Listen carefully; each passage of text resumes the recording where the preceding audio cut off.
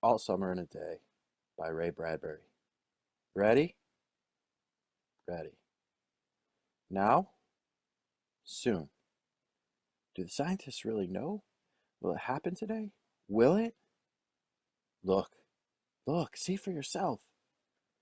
The children pressed to each other like so many roses, so many weeds, intermixed, peering out a look at the hidden sun. It rained. It had been raining for 7 years, thousands upon thousands of days, compounded and filled from one end to the other with rain, with the drum and gush of water, with the sweet crystal fall of showers, and the concussion of storms so heavy they were tidal waves come over the island. 1,000 forests had been crushed under the rain and grown up 1,000 times to be crushed again, and this was the way life was forever on the planet Venus. And this was the schoolroom of the children of the rocket men and women who had come to a raining world to set up civilization and live out their lives. It's stopping! It's stopping! Yes, yes! Margaret stood apart from them, from those children who could never remember a time when there wasn't rain and rain and rain. They were all 9 years old, and if there had been a day 7 years ago when the sun came out for an hour and showed its face to the stunned world, they could not recall. Sometimes at night she heard them stir in remembrance, and she knew they were dreaming and remembering gold or a yellow crayon or a large coin large enough to buy the world with. She knew they thought they remembered a warmness, like blushing in the face, in the body, in the arms and legs and trembling hands. But then they always awoke to the tattling drum, the endless shaking down of clear bead necklaces upon the roof, the walk, the gardens, the forests, and their dreams were gone. All day yesterday they had read in class about the sun, about how like a lemon it was, and how hot, and they had written small stories or essays or poems about it. I think the sun is a flower that blooms just for 1 hour. That was Margot's poem, read in a quiet voice in the classroom while the rain was falling outside. Aw, you didn't write that, protested one of the boys. I did, Margot said. I did. William, said the teacher. But that was yesterday. Now the rain was slackening, and the children were crushed in the great thick windows. Where's teacher? She'll be back. She'd better hurry, we'll miss it. They turned on themselves like a feverish will, all tumbling spokes. Margot stood alone. She was a very frail girl who looked as if she had been lost in the rain for years, and the rain had washed out the blue from her eyes, and the red from her mouth, and the yellow from her hair. She was an old photograph dusted from an album, whitened away, and if she spoke at all, her voice would be a ghost. Now she stood, separate, staring at the rain and the loud, wet world beyond the huge glass. What are you looking at? Said William. Margot said nothing. Speak when you're spoken to. He gave her a shove, but she did not move. Rather, she let herself be moved only by him and nothing else. They edged away from her. They would not look at her. She felt them go away, and this was because she would play no games with them in the echoing tunnels of the underground city. If they tagged her and ran, she stood blinking after them and did not follow. When the class sang songs about happiness and life and games, her lips barely moved. Only when they sang about the sun and the summer did her lips move as she watched the drenched windows. And then, of course, the biggest crime of all was that she had come here only 5 years ago from Earth, and she remembered the sun the way the sun was and the sky was, and she was born in Ohio. And they had been on Venus all their lives, and they had been only 2 years old when the last sun came out, and had got long since forgotten the color and heat of it and the way it really was. But Margot remembered. It's like a penny, she said once, eyes closed. No, it's not, the children cried. It's like a fire, she said, in the stove. You're lying. You don't remember, cried the children. But she remembered, and stood quietly apart from all of them and watched the pattering windows. And once, a month ago, she had refused to shower in the school shower rooms and clutched her hands to her ears and over her head, screaming the water mustn't touch her head. So after that, dimly, she sensed it. She was different, and they knew her difference and kept away. There was talk that her father and mother were taking her back to Earth next year. It seemed vital to her that they do so, though it would mean the loss of thousands of dollars to her family.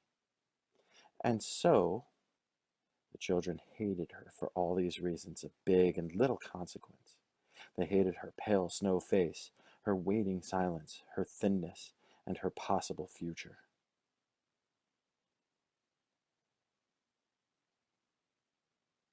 Get away! The boy gave her another push. What are you waiting for? Then, for the first time, she turned and looked at him, and what she was waiting for was in her eyes. Well, don't wait around here, cried the boy savagely. You won't see nothing. Her lips moved. Nothing, he cried. It was all a joke, wasn't it? He turned to the other children. Nothing's happened today, is it? They all blinked at him, and then, understanding, laughed and shook their heads. Nothing, nothing. Oh, but, Margaret whispered, her eyes helpless. But this is the day the scientists predict. They say they know the sun. All a joke, said the boy, and seized her roughly. Hey, everyone, let's put her in the closet before the teacher comes. No, said Margaret, falling back.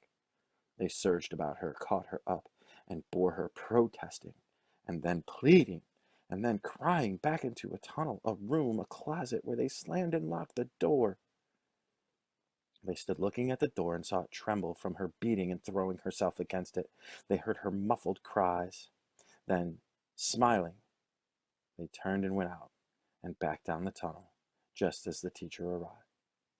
Ready, children? She glanced at her watch. Yes, said everyone. Are we all here? Yes. The rain slackened still more. They crowded to the huge door.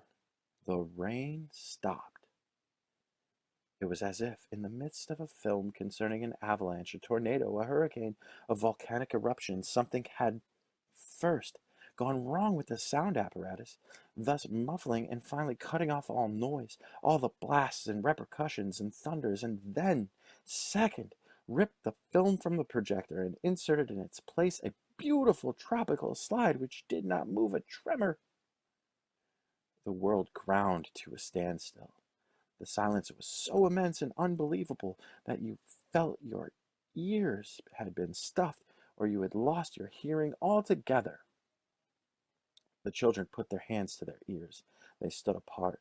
The door slid back and the smell of the silent waiting room came into them. The sun came out. It was the color of flaming bronze, and it was very large, and the sky around it was a blazing blue tile color, and the jungle burned with sunlight as the children, released from their spell, rushed out, yelling into the springtime. Now don't go too far, called the teacher after them. You've only got 2 hours, you know. You wouldn't want to get caught out. But they were running and turning their faces up to the sky and feeling the sun on their cheeks like a warm iron. They were taking off their jackets and letting sun burn their arms. Oh, it's better than the sun lamps, isn't it? Much, much better. They stopped running and stood in the great jungle that covered Venus, that grew and never stopped growing tumultuously even as you watched it. It was a nest of octopi, clustering up great arms of fleshlight weed, wavering, flowering in this brief spring. It was the color of rubber and ash, this jungle, from the many years without sun. It was the color of stones and white cheeses and ink, and it was the color of the moon. The children lay out, laughing, on the jungle mattress, and heard it sigh and squeak under them, resilient and alive. They ran among the trees, they slipped and fell, they pushed each other, they played hide and seek and tag, but most of all, they squinted at the sun until tears ran down their faces. They put their hands up to that yellowness and that amazing blueness, and they breathed of the fresh air, and listened to the silence which suspended them in a blessed sea of no sound and no motion. They looked at everything and savored everything. Then wildly, like animals escaped from their caves, they ran and ran in shouting circles. They ran for an hour and did not stop running. And then, in the midst of their running, one of the girls wailed. Everyone stopped. The girl, standing in the open, held out her hand. "Oh, look, look!" she said, trembling. They came slowly to look at her open palm. In the center of it, cupped and huge, was a single raindrop. She began to cry, looking at it. They glanced quietly at the sun. Oh, oh! A few cold drops fell on their noses and their cheeks and their mouths. The sun faded behind a stir of mist. A wind blew cold around them. They turned and started to walk back toward the underground house, their hands at their sides, their smiles vanishing away. A boom of thunder startled them, and like leaves before a new hurricane, they tumbled upon each other and ran. Lightning struck 10 miles away, 5 miles away, a mile, a half mile. The sky darkened into midnight in a flash. They stood in the doorway of the underground for a moment until it was raining hard. Then they closed the door and heard the gigantic sound of the rain falling in tons and avalanches everywhere and forever. "Will it be 7 more years?" "Yes, 7." Then one of them gave a little cry. "Margot!" "What?" "She's still in the closet where we locked her. Margot!" They stood as if someone had driven them, like so many stakes, into the floor. They looked at each other and then looked away. They glanced out at the world that was raining and now raining and raining steadily.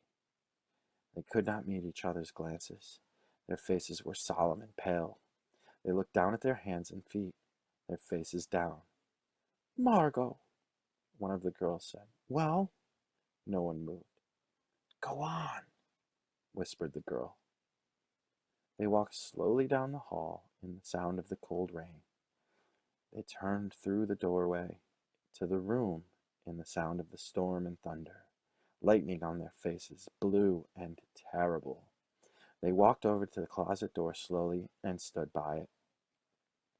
Behind the closet door was only silence. They unlocked the door even more slowly and let Margot out.